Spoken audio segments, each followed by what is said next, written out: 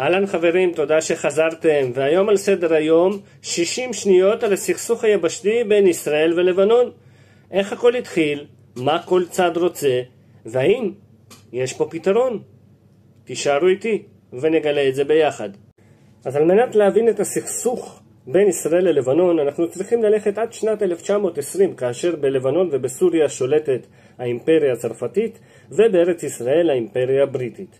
בשנת 1921 לערך עד 1923 יוזמים הסכם פרנקו-בריטי לסימון הגבולות בין לבנון, סוריה, ארץ ישראל, ולמעשה תיחום הגבולות בין שתי האימפריות. חשוב שתדעו, מעבר ל-14 הנקודות שבמחלוקת בין מדינת לבנון לבין מדינת ישראל, קיימות עוד 7 נקודות שבמחלוקת בין חיזבאללה לבין ישראל. כן, שמעתם נכון. בשנת 1920, כאשר נחתם ההסכם ובוצע תיחום הגבולות, נשארו 7 כפרים שיעים בשטח ארץ ישראל, בשטח מדינת ישראל. אותם כפרים כמו תרביחה, חונין, שלימים נהפכו להיות מלכיה, מרגליות וכדומה, אותם כפרים חיזבאללה מבקש להכניס לתוך גבולות לבנון. זאת אומרת, בעיני חיזבאללה לא יהיה הסדר מדיני כל עוד אותם יישובים שכיום הם יישובים יהודיים לכל דבר ועניין יינתנו לממשלת לבנון. כפי שאתם מבינים, המצב בגבול לבנון מורכב מאוד. אין פה מדובר רק בסימון יבשתי שיכול לספק את הצד השני.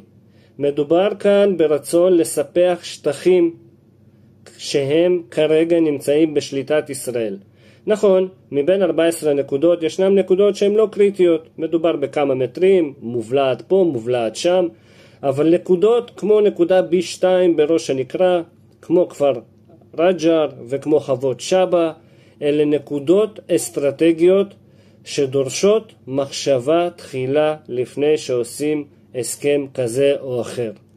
גם חשוב לציין באותו נושא שחוות שבא וכפר רג'ר אלה בכלל שטחים שלפי האמנה הבינלאומית נכבשו על ידי ישראל מסוריה. סוריה היא זו שיכולה להגיע לאום בדרך כזו או אחרת, כי כרגע אין מי שיגיע לאום ואין סוריה, ולדרוש את השטחים בחזרה, לא לבנון. זהו לא השטח של לבנון לפי אותה חלוקה שנעשתה ב-1920. אז עד כאן חברים, עד כאן למעשה הסיפור שעומד מאחורי הסכסוך הגבול היבשתי בין ישראל ללבנון. איך זה ייגמר? אתם מוזמנים לכתוב בתגובות. יכול להיות מלחמה, יכול להיות הסכם מדיני, אף אחד מאיתנו לא באמת יודע. אם יש לכם נושאים או שאלות מסוימות שבא לכם לשאול ולדעת, אתם מוזמנים לכתוב בתגובות.